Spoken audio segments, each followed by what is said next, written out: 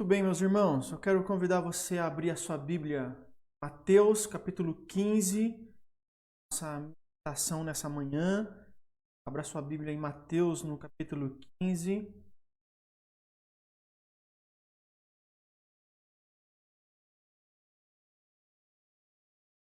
Mateus 15,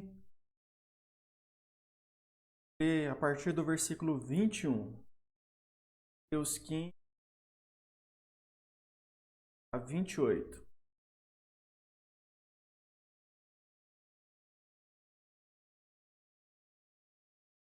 Diz assim, Mateus 15, 21 a 28. Saindo daquele lugar, Jesus retirou-se para a região de Tiro e de Sidom. Uma mulher cananeia, natural dali, veio a ele gritando: Senhor, filho de Davi, tem misericórdia de mim.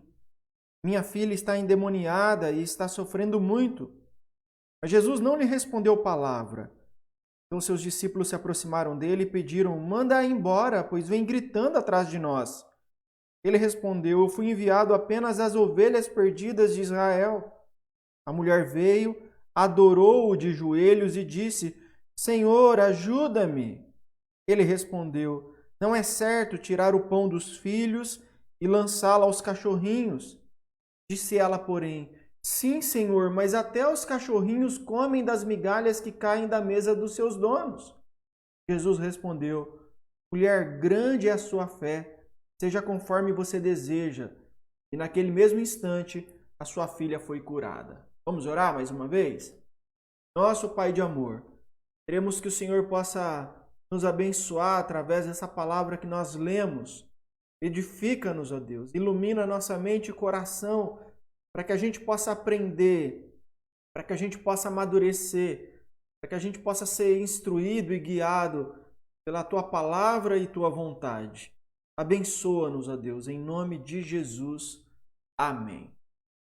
Meus irmãos, esse texto nos mostra uma mãe aflita aos pés de Jesus, né? Aliás, mães aflitas estão em toda parte, não é verdade? Talvez algumas estejam me ouvindo nessa manhã.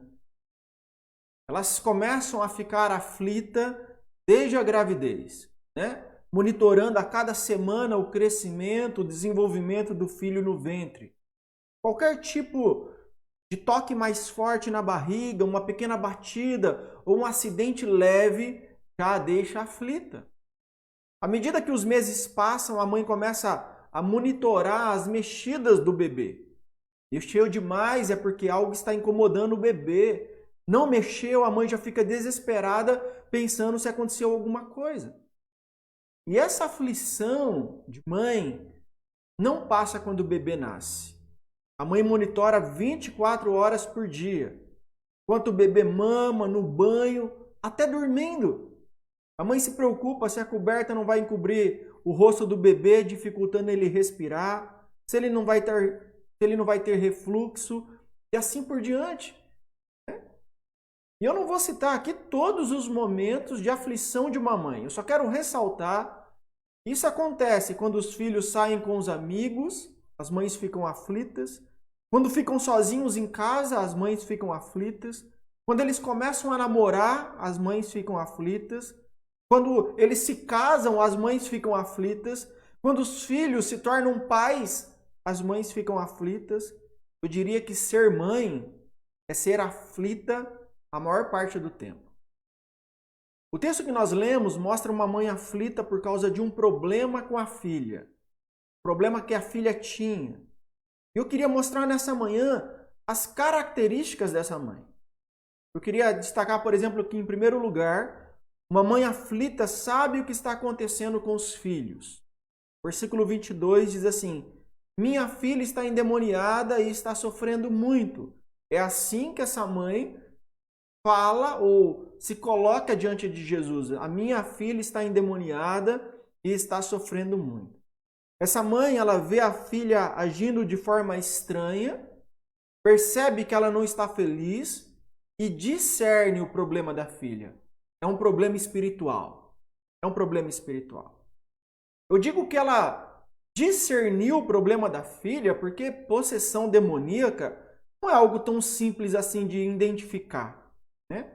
Às vezes a pessoa tem um problema psicológico, às vezes ela está sofrendo algum tipo de distúrbio, né? Às vezes o que causa uma doença no comportamento da pessoa são drogas que ela está usando. Às vezes a pessoa está simplesmente querendo chamar a atenção. Então, são vários os motivos que levam a pessoa a agir de maneira diferente. Mas aquela mãe, ela olha para sua filha, ela observa as atitudes, ela vê o comportamento da sua filha, ela olha para o rosto dela e diz: o seu problema é espiritual. O problema da minha filha é espiritual. Talvez ela não chegou a essa conclusão num estalo, né? A primeira vez que ela viu a filha se comportar de uma maneira diferente, ela já identificou isso. Talvez não. Pode ser que tenha demorado a chegar a essa conclusão. Primeiro, talvez ela tenha vasculhado as coisas da filha para ver se tinha alguma coisa estranha lá no meio. Talvez tenha conversado com os professores na escola, sondou os amigos da filha, procurou alguns especialistas e ouviu eles o que eles tinham a falar sobre o comportamento dela. E quando nada mais trazia uma explicação convincente para o problema, ela chegou à conclusão de que não se tratava de nada aparente, que não se tratava de nada material. A filha não estava naquela situação porque não ganhou o presente do Dia das Crianças. Também não tinha a ver com bullying na escola.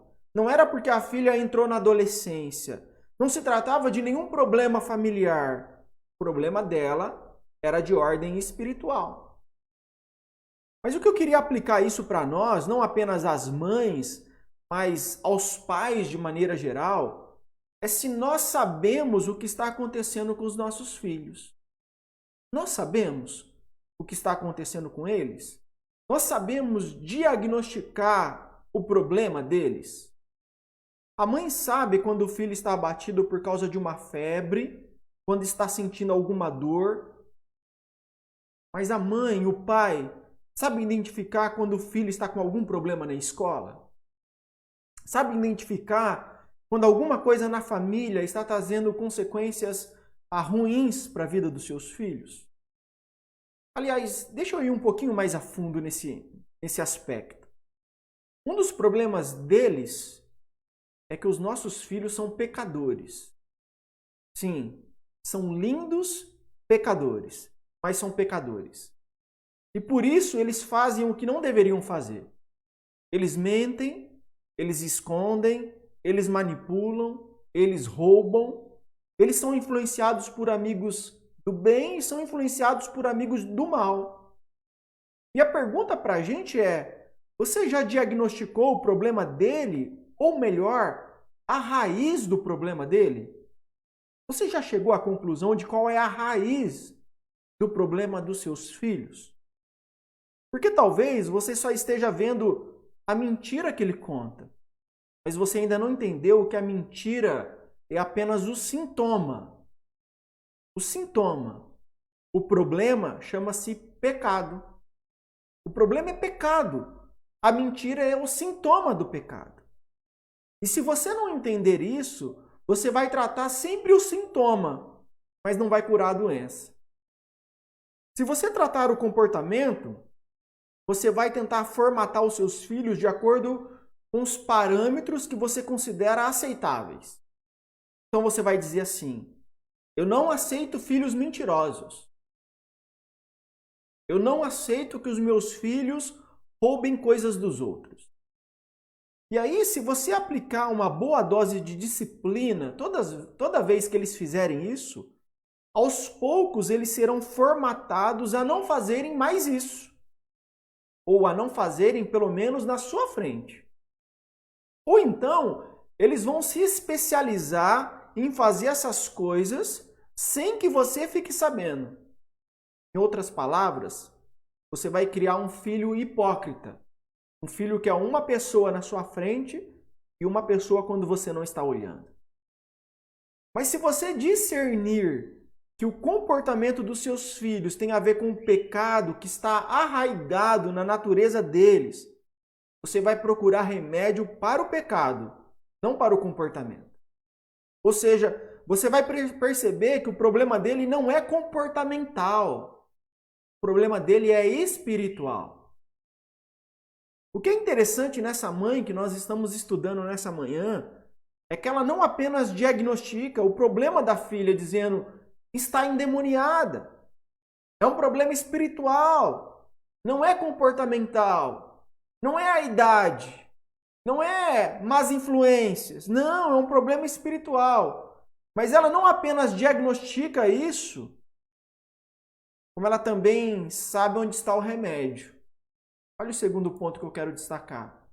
Uma mãe aflita sabe onde encontrar ajuda. Versículo 22.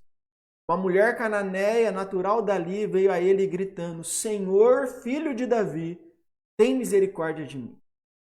Ela está aflita por causa do problema da sua filha, ela precisa de ajuda, ela pede ajuda a quem pode ajudar. Ela não se conforma de ver a sua filha sendo destruída e a sua dor levou-a até Jesus. De novo, talvez ela não tenha chegado à conclusão de quem poderia ajudar sua filha do dia para a noite. Talvez ela tenha levado a filha aos médicos, aos psicólogos, talvez tenha pedido para a tia falar com ela, a sobrinha, a amiga, alguém que pudesse conversar com a sua filha para saber o que estava acontecendo. Mas depois de tentar todas essas coisas e não ver resultado, ela entendeu. Só Jesus pode ajudá-la. E ela vai então a Jesus.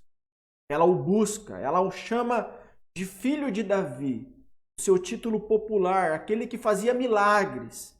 Depois o chama de Senhor. E clama com gritos: tem misericórdia de mim, filho de Davi, Senhor. O que nós precisamos entender, meus irmãos, é que se o problema dos nossos filhos é de ordem espiritual, só Jesus pode ajudar. Aliás, Jesus pode ajudar, seja lá qual for o problema dos nossos filhos. Né? Qual for o problema. Se for um problema de doença, Jesus pode curar. Se for um problema de relacionamento, Jesus pode abençoar. Se for um problema de qualquer problema que seja, Jesus pode agir, pode fazer um milagre na vida dos nossos filhos. Mas você pode falar assim, olha, o problema de saúde dos meus filhos tem remédio, tem tratamento, e você deve procurar remédio e tratamento. O problema do meu filho é emocional, eu vou levá-lo a um psicólogo. Você deve fazer isso, levá-lo a um psicólogo. E ao mesmo tempo orar e pedindo que o Senhor Jesus possa abençoar. Mas se o seu problema ou o problema do seu filho for de ordem espiritual, não tem a quem recorrer, não tem a quem ajudar, a não ser Jesus Cristo. Só Jesus pode ajudar. Logo, a minha responsabilidade como pai e mãe é ir até Jesus pedindo por misericórdia. Eu aplico isso à nossa vida nessa manhã perguntando: com que frequência você tem buscado o Senhor em favor dos seus filhos? Com que frequência? Geralmente, quando nós notamos um problema de saúde, imediatamente nós medicamos. Ou então, nós já procuramos um médico. Mas quando o problema é espiritual? Quando o que o seu filho precisa não é de um antibiótico para matar a bactéria, nem de uma pomada para eliminar a alergia, nem mesmo de uma conversa com o terapeuta para superar os medos. E quando o que o seu filho precisa é de um novo coração. Coração transformado. Você tem ido até aquele que pode dar aos seus filhos um novo coração? Você tem pedido a Deus misericórdia para os seus filhos? Muitas vezes Deus está esperando a gente se prostrar, se humilhar e clamar ao Senhor com fé, para que Ele possa nos livrar da aflição. Você se lembra da história de Ana no Antigo Testamento? Todo ano, Eucana subia com Ana e Penina, as suas duas mulheres, à casa do Senhor. E Ana, que não engravidava, sofria com as provocações de Penina e seus filhos. Isso acontecia todos os anos. Todos os anos, na época que eles deveriam subir ao templo, ela ficava angustiada, porque ela sofria com a provocação de Penina. Até que num desses anos, Ana resolveu parar de chorar, parar de reclamar e ir até aquele que podia fazer alguma coisa. E aí então, em 1 Samuel, no capítulo 1, o texto diz pra gente assim, que Ana se levantou e com a alma amargurada, chorou muito e orou ao Senhor. E fez um voto dizendo, ó Senhor dos exércitos, se tu deres atenção à humilhação de tua serva. Diz o texto, a sequência do texto. Deus ouviu o seu clamor e ela engravidou e gerou um dos grandes homens de Deus da história.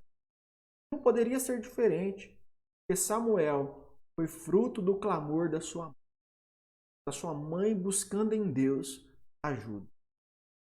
Essa mãe que nós estamos estudando hoje, ela não fez apenas um clamor a Jesus, mas ela fez um clamor urgente, desesperado.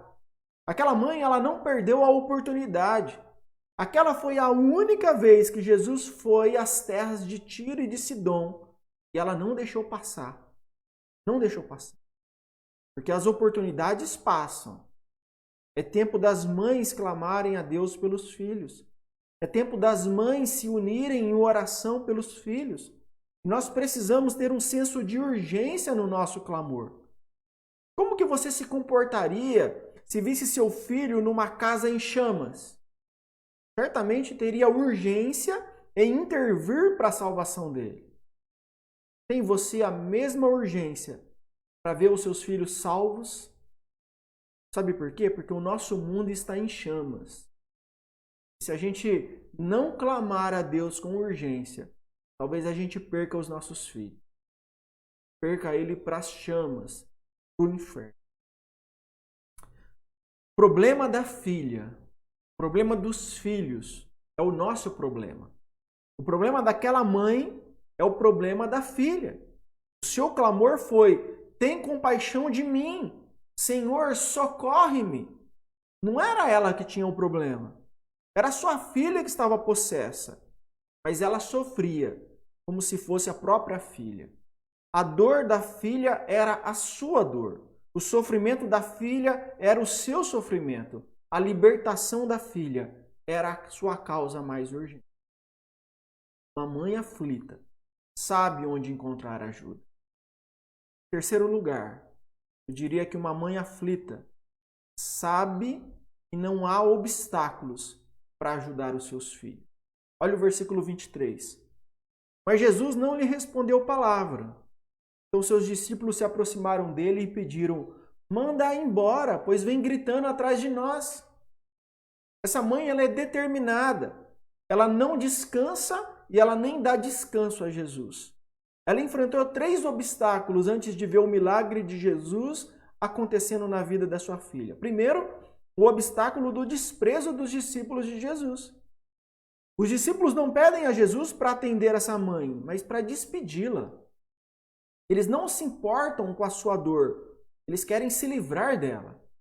Eles não intercedem em favor dela, mas contra ela. Eles a desprezaram em vez de ajudar. E eu tenho certeza que algumas mães já cansaram de ouvir de parentes e amigos para desistir dos filhos, para pararem de serem bobas, pararem de se preocupar, pararem de ajudar. Eu queria dizer que todas as vezes que você, mãe, ajuda um filho, você não está sendo boba, você está sendo mãe. Todas as vezes que você socorre um filho, você não está sendo bobo, você está sendo pai. Imagine se nosso Pai do céu tivesse desistido de nós por causa da nossa insistência em fazer coisas erradas. Mas não, Ele sempre está disposto a ajudar, sempre está disposto a socorrer, a abençoar, porque Ele é Pai. Da mesma maneira, todas as vezes que nós socorremos, abençoamos e ajudamos nossos filhos, nós estamos sendo pai, nós estamos sendo mãe. A segunda barreira que essa mãe enfrentou foi a barreira do silêncio de Jesus. Diz lá o versículo 23 que Jesus não lhe respondeu palavra. O silêncio de Jesus aqui ele é pedagógico, né? Há momentos que os céus ficam em total silêncio diante do nosso clamor. E é difícil continuar crendo e orando pelos filhos quando os céus estão em silêncio, quando as coisas parecem estar indo de mal a pior. Mas silêncio de Deus não é um não como resposta. O silêncio de Deus é para ver até onde nós estamos dispostos a perseverar, a continuar clamando e, melhor, continuar crendo que Deus pode mudar aquela realidade. Aquela mulher não desistiu quando ela buscou a Jesus e Jesus não lhe respondeu palavra alguma. Não, ela continuou insistindo. Isso não foi barreira para ela. A terceira barreira que essa mãe enfrentou foi a barreira da resposta de Jesus. Porque se em primeiro lugar Jesus fez silêncio, em segundo lugar ele responde dizendo assim: eu fui enviado apenas às ovelhas perdidas de Israel. Então, primeiro ela tem o silêncio ao seu clamor. Depois, quando Jesus resolve falar, ele traz palavras desanimadoras para ela. Ela, porém, em vez de ir embora desiludida e revoltada, o versículo seguinte diz assim: a mulher veio, adorou de joelhos e disse: Senhor, ajuda-me. Em vez de desistir da sua causa, ela se dobra, ela adora e ela ora, e ela clama. Depois Jesus diz: não é certo tirar o pão dos filhos e lançá-lo aos cachorrinhos. Essa mãe, longe de ficar magoada com a comparação de Jesus, dela e dos cachorrinhos, ela converte a palavra desalentadora em otimismo. O versículo seguinte fala: sim, Senhor, mas até os cachorrinhos comem das migalhas que caem da mesa dos seus donos. Até os cachorrinhos comem das migalhas. Essa mãe estava disposta a buscar um milagre para sua filha. Não importava os obstáculos. Não importava os obstáculos. Fosse o silêncio de Deus, os parentes e amigos desencorajando, ou até mesmo o Senhor dizendo que não era razoável atender aquele pedido, aquela mãe não estava disposta a desistir. Jesus não agiu com insensibilidade. Na verdade, ele estava fazendo emergir daquela mulher uma fé robusta. O tipo de fé que muitas vezes só se encontra em mães. E só se encontra no relacionamento de mães com seus filhos. E depois que essa mãe superou todos esses obstáculos, Jesus disse a ela assim: mulher, grande é a sua fé. Seja conforme você deseja. Naquele mesmo instante, a sua filha foi curada. Uma mãe aflita que alcançou a cura da sua filha, que ela não desistiu, que ela superou todos os obstáculos, que ela teve fé que Jesus poderia fazer um milagre. E ela alcançou isso. Jesus ainda a elogiou pelo tamanho da sua fé.